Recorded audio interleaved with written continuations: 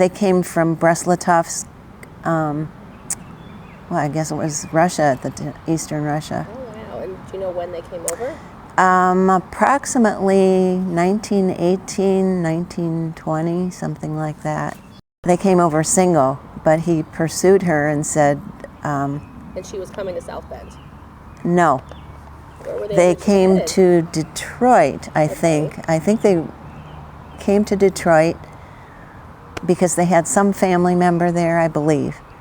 And then my grandfather, Sam Zonenberg, was from, I was told, a wealthy family in Europe, in Russia, and his family didn't require him to work at all, so he wasn't used to having a trade. He wasn't given a trade or learned a trade. So when he came to the United States, he had to learn something, and he came to South Bend and worked for Mr. Hirschberg, met Mr. Hirschberg, who owned the kosher butcher shop at that time. That was the other one? No. This is the one, the other one was Sofin's. Okay. And then there was Zonenberg's. But Zonenberg's, prior to being Zonenberg's, was Hirschberg's, and I don't know his first name.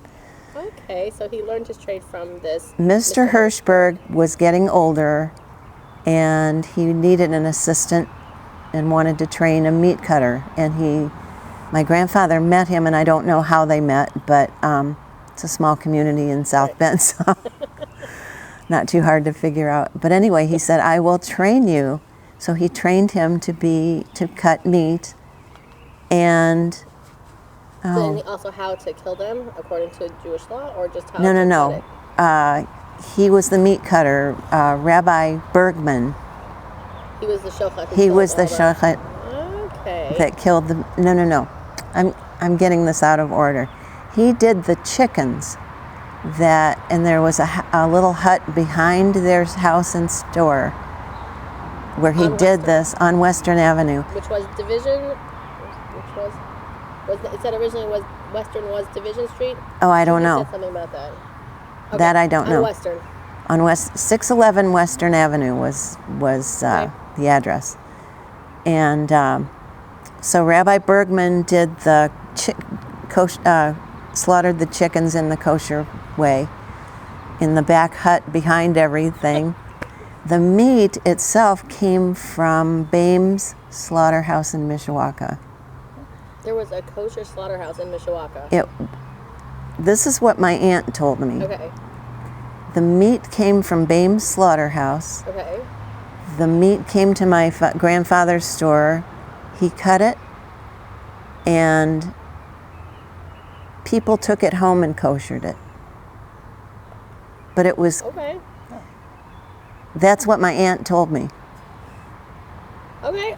So I don't know how that would run today, but I don't think so. There's a way that you kill the animal. Yes. Right? And they must have done that at Bame's Slaughterhouse, and then I believe after that you still have to salt it and do a whole bunch of other stuff to it to make it kosher after you kill it. So. Yes. Okay, And apparently that's how it was done. But interesting. The meat was slaughtered kosher at Bame's because I believe it was a Jewish family that owned the... Sounds like a Jewish name, but... Well, there's a Bame family here in town. Oh, right. And I don't know... I've never met them. Max and Amy. But I don't know if that is the same family. I didn't check that out. Well, that is very cool that they were out in Mishawaka. So they slaughtered it, then your grandfather would cut it. He would cut it, and the only meat that was made kosher in the shop was hamburger. They ground it and did whatever they had to do to the hamburger to make it kosher. But I guess you were on your own to kosher it yourself. Right. To do all the extra stuff. To do all the extra stuff, yeah. So did people have preferred cuts? What were their choices? Well, it was Zonenberg's was also a deli, so it had a lot of salami, bologna, corned beef was the biggie, and lox. And did they make sandwiches? No. Just give you the meat. Just give you the meat. Yes. Okay. They had the buns. I said I was a 12-year-old when this. You were small. Or less. I mean, because my grandfather died when I was 12, so my memories are before that. But there were rolls, and my Bubby we called her. Yeah. She made pickles, and so there was this giant pickle barrel. So you'd get a kosher pickle, and a dill pickle, and your salami or corned beef, or lox. And my father was the lox slicer. Okay. He asked to marry my mother, Sam, and my grandfather and grandmother's daughter, and he said, "Yes, if you have a car and can make deliveries for me." So did your mother and all of her siblings, did they all work in the deli at some point? I know my youngest aunt did, because she was in high school at the time when everybody else got married and moved away. My dad and mom made deliveries, and yes, during Passover, everybody worked because it was nuts. I mean, I'm sure it was crazy. Yeah, because everything had to be taken off the shelves and cleaned. Right. Because it was also a grocery store, because they had a lot of canned goods and everything. Probably one of the only ones, if not the only one, because I mean. Right. And then during Passover, of course, all of that was removed. Everything was cleaned, and all the matzah and soup. All that stuff was put in. All that stuff was put in there and piled up in the windows and everything. Oh wow. So. Did people have accounts or bills? Like, how did that work? They didn't. No bills were sent out. It was really. Just pay what you. Yes. Pay what you can, kind of a thing. My grandfather was not a wealthy man. He didn't collect a lot. But he insisted on giving people what they wanted. And it was nice of him. Well, yeah. Like a nice guy. He was. But no bills were ever sent out, and people would pay as they went and as they could. Right. And then you said your aunt had said that your grandfather would take out loans from the Morris Loan Company? Yes, because obviously he had to pay his suppliers and vendors. Right. So he would take out loans from the Morris Loan Company in South Bend and pay his creditors. Right, so that he could pay. So he could pay and stay in business. It was, wow. Wow, so how long were they in business for? Like, when did Zonenberg's actually I think my grandfather took over in 1947. From Mr. Hirschberg? From Mr. Hirschberg. Okay. And then my grandfather passed away, and that was in like about, I'm thinking about 1960 or 61. Mm-hmm. And that's like when it kind of closed down? Well, it was sold to another couple. Another Jewish family? Yes, Simon Katz. Okay. And he and his wife ran the store, and that moved to Michigan Street, South Michigan Street. Okay. South of South Bend. So they operated it for a while, but I don't know how long. Right. Oh, that's so interesting. Yeah. That's from Mr. Hirschberg to your family, then to this Katz family. Right. Right. So what were busy days like in the store? Oh my gosh. My aunt said that Thursdays were the busiest before Shabbat. And Thursday night was particularly busy because people from outlying communities like Goshen and Elkhart and Mishawaka's right next door, but people would come in Thursday night to get their orders. And so that probably was a big trip back then to drive in from Elkhart or Goshen or even Mishawaka. Right. Wow. So, that's when he would call in the troops, the rest of the family. To come in and help. To come in and help. And also before the holidays. Yes. Wow. So what were some of the different tasks that a meat cutter or a butcher would have to perform? Well, just cutting the meat. That was like his main job, was to cut the slabs of he had a beef. big freezer that had these sides of beef just hanging there, and he would take them out and cut them up. And you really have to know how to cut it. Oh, yeah. It's not and just take a saw and go down and he had across. He had a big meat saw. Mm-hmm. And I remember as a kid being in the store and hearing that noise. And it was bone chilling. Really? Yeah. And, I can just still hear it in my head. Wow, all these years later. Oh, yeah. Wow. That is a sound you don't forget. But he would cut the meat according to whatever people wanted, whether it was steaks or lamb chops or... Oh, wow. So he would cut it, it wouldn't just be sitting out in No, it was all fresh cut. Wow. Yeah.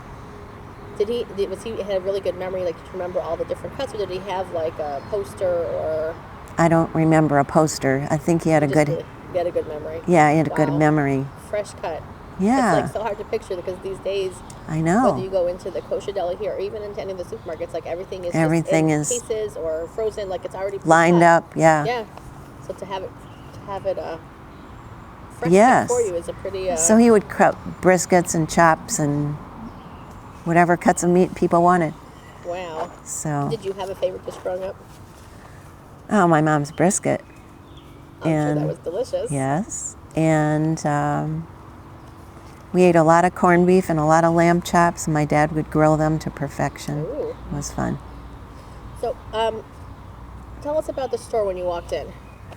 Well, when you walked up to the store, there was a huge sign, a neon sign that said Zonenberg, Sinai 48. All of the deli stuff all the deli meats and everything that went with it came from Chicago. Okay. It was delivered when they needed it. Right. And so they paid for the sign that said Zonenberg, Sinai 48. Wherever they got the meats in Chicago. That was nice. Yeah. That was nice. And so when you walked in, what was to the right, what was to the left? When you walked in, you saw a U-shaped area of cases where they had all the deli stuff. There was one dairy area and then another area that had the groceries. Okay. So, and then in the back of that was the butcher block table and the saw that my grandfather used. So it was all in one room? It was just the meat cutting area was just in the back part of the room? Yes. So it wasn't a separate area where you couldn't really see, you could actually see your grandfather cutting the... Well, I could, because I could go behind the cases and stand there and go oh my gosh. So was it behind a wall? No. It was open. Wow. It was so everybody open. Could see what it was. I don't think you could look back there and see what was...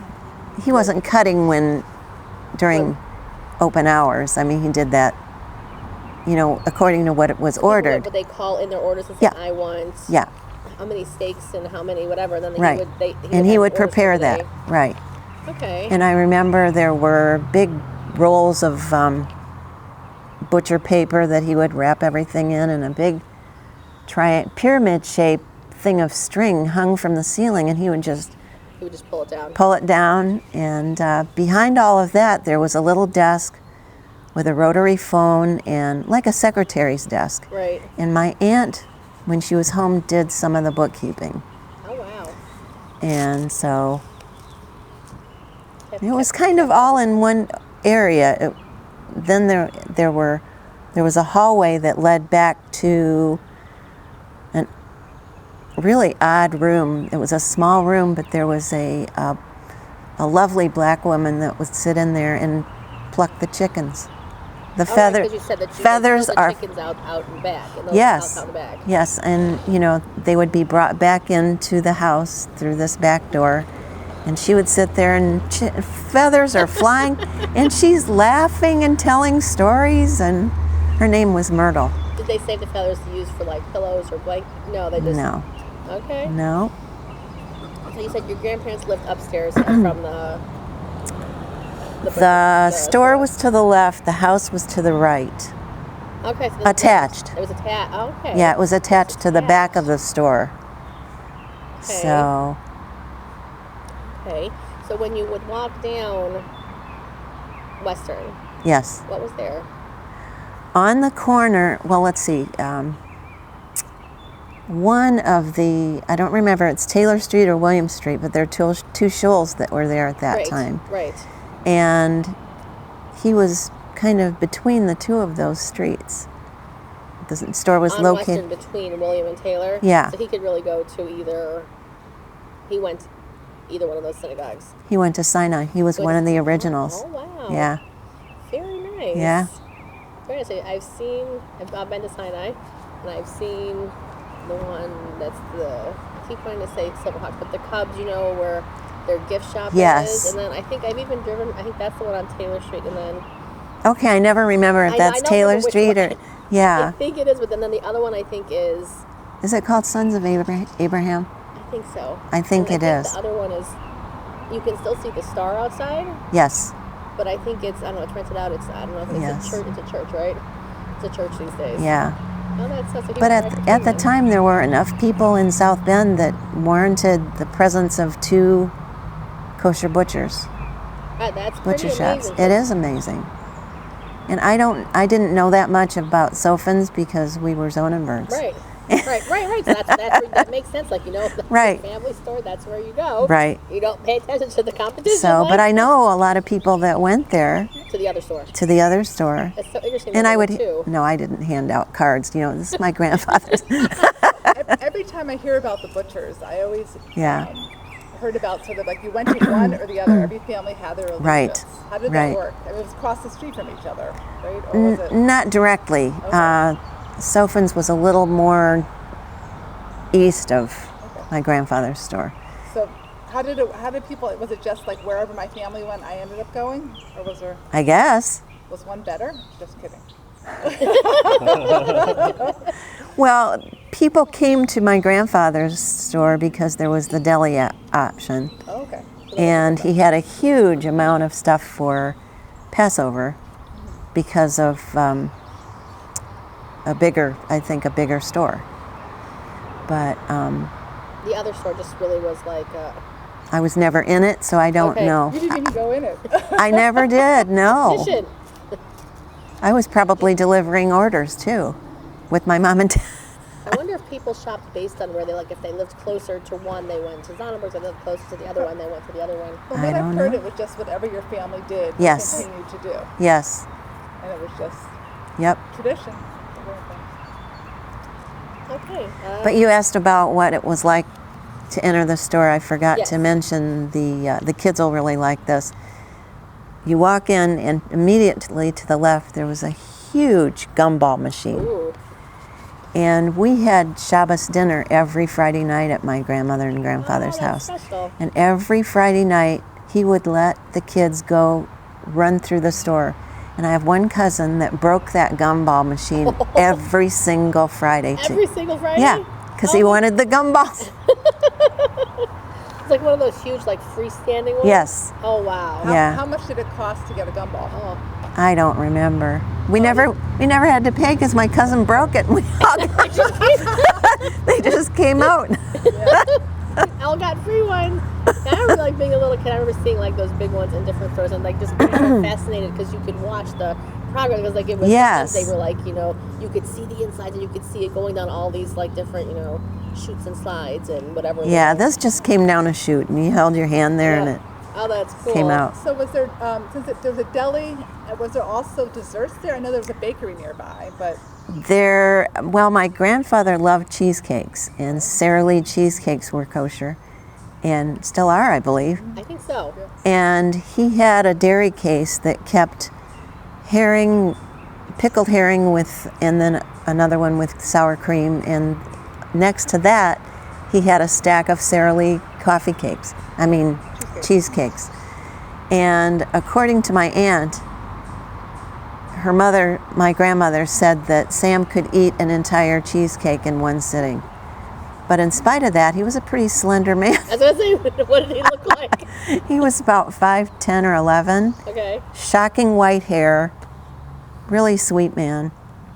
And very slim. And Even with all the with all the meat cutting, all that maybe he had a little extra here, but Don't we all? yeah, it comes. But he was he loved his grandchildren, and they had 13 grandchildren, Wow. and with 4 daughters. They had 4 daughters. Yes, Okay. and not everybody was present on Shabbat, but Right. because some lived in Chicago already, and sometimes they would come in. Get older move out, and Yep. oh, that's very special. Though. So, but we had a nice Friday night dinner every week at their house, and Did you live in the neighborhood too growing up? no, we lived in the northwest side of South Bend because my dad was a professor at Notre Dame, Okay. so that was closer for his work. Oh, very nice. Yeah. Very nice. It's so interesting to hear like stories of like old South Bend. Yeah. So if we were to stand at 611 Western Avenue today, what would we be looking at? You'd be looking at an open field. Nothing is there. There's the big tree that was next to my grandparents' house that I remember. It gave off some kind of a nut, and I can't remember. I didn't know what it was, and I don't know what it was. But next to that was a gas station on the corner, and that was before they had the hydraulic lifts for cars. So the mechanic they had a garage pit, and the mechanic would go down under there to get under the car. wow. You'd drive over it, and they would get under the car to change the oil or fix whatever there was to be fixed. Well, on the weekends, or Friday night in particular, when we were all at my grandparents', the kids would, after they broke the gumball machine, we'd go and jump down into that pit, and we would just have a blast. And then after that, we would go down the block and walk around the stone walls of St. Hedwig's Church and Tippecanoe Place on Washington. So we had our routines. Yeah, I bet there's some very nice buildings down there. It's, Yeah. I'm sure it looks very different today than Oh, it did yeah. 50, 60 years ago. Yeah. You said you would go there for Shabbos dinner, so it was their four daughters and all their kids, their family? Or Not all the family? time. My family went my mom and dad and my siblings. I have 3 siblings. Would you go down to the store during the week too? I must have. I think Sunday mornings. Yeah, that was that was also a big delivery time and a busy time. There for the week. And I was the oldest of 4, and yes, they needed my help sometimes, and so the other 3 had to come along because they didn't want to leave them at home. Was the expectation that you would help without getting paid, or did you get paid? That was a family business. You you do what you have to do. Right. The only time we got paid was when my grandparents would come over on Sunday night to play Kaluki, the card game, with my parents, and my grandfather would hand out quarters. That's very cute. What did it smell like when you walked in? Oh, that's a good question. Gosh. Kind of a mixture of so many things. Yeah. I mean, you smelled corned beef, you smelled, I guess Lux has a smell. I mean, Yeah. you smell all the deli meats, and there was always rye bread and challah and Kaiser rolls, and Where'd they get that? I don't know. Maybe Chicago too. But there was always a bin of fresh rolls for people to buy. Well, we spoke to Ina about Progressive. Yeah. So do you think they might have gotten it from there also? Maybe, but I'm not sure. I don't know that connection. So what's your oldest memory going there? Oh gosh. As a little kid. Was it mostly just to see your grandpa? It's just My grandma and grandpa. Well, you know what? I just thought of this. When my mom and dad would have to work in the store, I would be in the house, and they had an upright piano, and I was taking lessons. I couldn't play, but I played that piano and made up something, and my bubby said, "It's beautiful. It's just beautiful." So she didn't care what I was playing. Whatever I did was beautiful. She also work in the store? Yes. And what did she do? She waited on people and made the pickles and wrapped up orders and that kind Did of people stuff. bring their own bags in those days or boxes? Like, how did they bring all their stuff home? Because I'm sure they didn't have plastic bags back then. No. Well, everything was wrapped up in butcher paper. So I think maybe they just got a big, or maybe they had paper bags. I don't know. Right. Don't Just remember carry them that. to carry. I guess they probably weren't buying in bulk the way that we often buy today.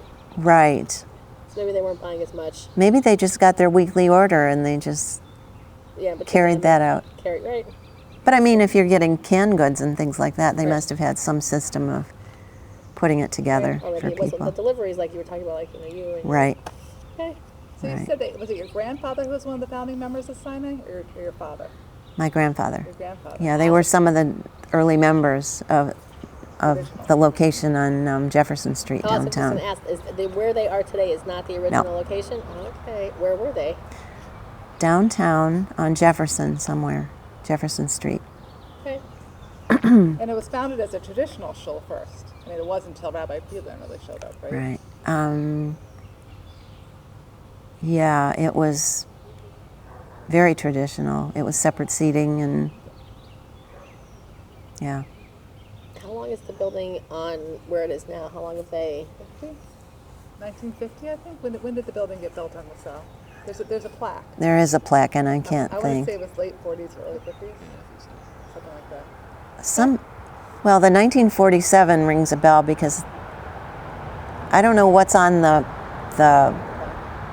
I don't know what's on that cement Yeah. entranceway. Might be 50 something, but There's that picture of a whole bunch of men, yes. with the shovel. and they all look like they're right out of late 1940s. They have the hats, the suits, Oh, yeah. It's just the whole look. I think they were. So, since they were traditional, they would close down the shop for Shabbat, Yes. and so they had people working for them who weren't Jewish, obviously. Yes, black woman yes, who- because the woman that plucked the chickens and Yeah. obviously Rabbi Bergman didn't do anything on Shabbos. Right. But and I don't think I think my grandparents just kind of were in the house and rested and They went to shul probably. probably Was he open on Sunday also? Like, is it open 6 days a week? yes. Okay. Sunday morning particularly. Right. Shop for the week. So you mentioned deliveries. Is that a normal thing that people would expect deliveries versus going into the store? Is that a big part of the business? It's funny because we're going back to that now with Kosher, Yes, right? yes. And it used to Yes. be, I think it used to be a lot more commonplace to put your grocery order and then have somebody bring it over. Right. And just sort of coming around. I don't know if just certain people asked for that and they said, okay, if you buy my meat, I'll bring it over. Yeah. And it's sort of like doctor visits used to happen to the home too, right? Like Right. Again, I think we're Right. sort of coming back around. Yes. All the telehealth visits Right. and everything. Yes. Definitely. Do you remember anybody, did your father or mother or grandparents ever get injured? They're working with these saws and these No, slicers. And, not that I remember. I mean, I know my grandfather had 10 intact fingers, okay. That's good. and my dad. That was always my fear with the butchers. Oh, absolutely. Yeah. Because I would watch him with that Slicer. saw, and Yeah. Yeah, it's a scary. yeah, and my dad sliced the lox at a perfect 45-degree angle. He was With a slicer or with a knife? with a knife. Wow. I was Yeah, it going to was- ask if he had one of those slicers. Yeah. Well, they the did that with corned fish. beef, all the deli meats were on a slicer. Right. Yeah, But the but lox. The lox was Wow. hand sliced by Maury Wagner, Wow. my dad. Wow. It's like so hard to like picture. Like, I mean, like, I'm sure those knives were very, very sharp. Yes. Oh yeah. I remember him sharpening it on a steel, Like a peak. yeah, whatever those steel things are called. So your grandfather's whose father? Your mother's? My mother's Your father. Yeah. Your dad married into the deli. Oh yeah. Did he know he was getting into that? I guess so, because when he came over to ask my grandfather if he could Yeah. marry my mom, he said, "Yeah, Okay. you can. Here's some deliveries." But then he went on to have another job. My dad? Yeah. Yeah. Okay. So He got his master. He went to Cornell and he came to South Bend to go to Notre Dame to get a master's. And my mom's oldest sister was active in Pioneer Women, which was a group here at the time. And my father's mother, my Savta, we called her Savta, was active in that organization too. And they went to Cleveland, I believe, and they met there. That's so interesting. Yeah, and so my grandmother said, my Savta said that she had a son new in South Bend going to Notre Dame. And my aunt said, I have a sister. Little matchmakers. So she invited both of them over for dinner, and here I am. Oh, that's really sweet. I was going to ask you how your dad got to South Bend, or if he was from here, and so he said he came from He was South born in Chicago, raised in Buffalo, New York. Oh, wow. Yeah. Made his way back over here. So he did Yeah. deli for a while, and at some point he had to say, no, thank you, I'm going to go and do other Well, that was only a part-time job. the deli. Yeah. Okay, so he Yeah. he had to. Yeah. I'm sure that you know. On Sunday morning, for sure. Maybe Thursday night. The busy times. Yes. Was he? You talk about the gas station next door. Yes. What else was down there? Were there places to restaurants or places to buy? Somewhere clothing? close by was Rosenbaum's clothing store, Bonnie's parents. Oh, okay. And it was near the butcher shop, but I can't remember the exact location of that. There was Sears and Roebuck downtown on Western Avenue, which now is part of Gates' conglomeration of cars. But and Rosenbaum's was right there, and right across the street from the butcher shop. And I don't remember when this was built, but it was the Rabbi Schulman Apartments. Oh, it's right there. Okay. Okay. Yeah. So the location of the store was just directly across the street from And that. most of the Jewish community lived in that area. The older ones. The older ones lived in that area downtown. I can't say for sure. Not. Okay. Yeah. We talked to Jerry Lerman, who lived like way on the west side somewhere. So there were, Oh yeah? Interesting. yeah. So there were a few people spread. You said you were up in the northwest side. Yeah, So- people were a They're all little spread spread out, but I don't know. I wasn't the delivery person. I don't know where we went. But you grew up traditional, but your folks lived up there. Did you guys walk down to Shul, or you just didn't go? No, we drove. Yeah. Jerry said he walked like 2 hours. Oh my gosh. Or two and a half miles to go, and that was just what they did. That's a long walk. We would go to Sinai on Friday night, Okay. and when it was time for bar and bat mitzvahs, we'd be on Saturday mornings. But Gary wasn't born in South Bend, my husband. But the only way that we could see each other on Friday night is if he came for dinner and went to Sinai with me. Part of the courtship. I found it really interesting to go back and watch Rabbi Bergman. Chef the Tell 'em. chickens. Tell us about it. You want to hear this? Yeah. Sure. Yeah. I mean, they had a funnel system where The chicken would just go down it, and then they would. well, yeah, he would invert the chicken and the head would come down the bottom and he'd make the cut. Oh my gosh. Like And Like, or was it? And it had to be like a really sharp tool, right? he had a Yeah, very I think sharp it's tool, Like one sharp sharp, slice, yeah. and then like, And it would drain. and it would drain. And I would stand there and watch it. oh wow. What was the fun part for you? Watching the draining or watching that? I don't know, just I was like, oh my God. So would the rabbi come every day to Philadelphia?